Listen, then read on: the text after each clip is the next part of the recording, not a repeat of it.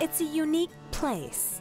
A place to have fun, maybe feed a seal, grab a bite to eat, or just grab a bench and do a little people watching. Every year, thousands of tourists come to Victoria to check out Fisherman's Wharf. Have you ever wondered what it would be like to live here and to work here? Meet Natasha, who has become well acquainted with the rolling docks. We always liked here in Victoria, and especially Fisherman's Wharf. Natasha and her husband packed their bags for the West Coast after several visits to the island. It was the idea of living near the water, a spot where she could free her mind and focus on her passion for pottery. I like how close to the ocean we are here. The couple loved it so much, they bought this little house on the water. Just happy coincidence that it was available, and so we took this opportunity. For Natasha, it was the best of both worlds. There is this place that we can set up a store and a studio for me and have a little shop and live on the water. The shop and the house is called Four Winds Nest because I also live here, so it's my nest.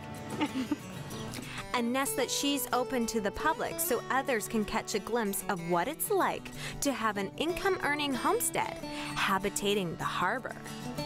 Well, it is a cottage by the sea. It's simple and small, but very practical and cozy. There is not that many floating communities here, and that's the only one in Victoria that has businesses. During the day, the 500-square-foot float home is transformed into a gift store filled with local handmade products. We have a potter from Salt Spring Island, other artisans like woodworkers and soap makers and jam maker. I also have a line of table linens that goes nicely with pottery.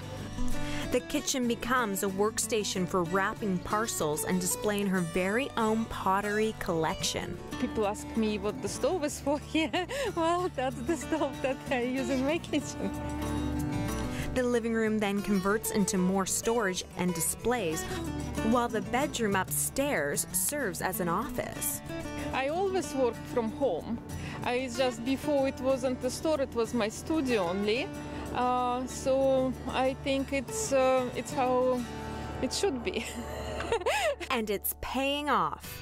Judging by the foot traffic, it's becoming a popular spot.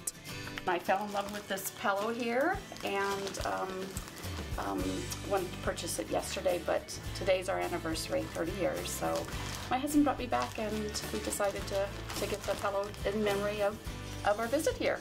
Tasha's business is a great business, and we welcome it to our dock. And while it isn't what you typically envision when you tell people you are working from home, it is truly a treasure. All the wildlife, all that movement with the tides, the ropes that the home is attached to, and the gates, it all makes those squeaky noises, but I found it's calming. For Natasha, working and living at Fisherman's Wharf is a dream come true. Yeah, and it's a great little community. Everybody knows it's 30 homes here, 33, and we are a little village. A village that is truly unique with a lifestyle to match it.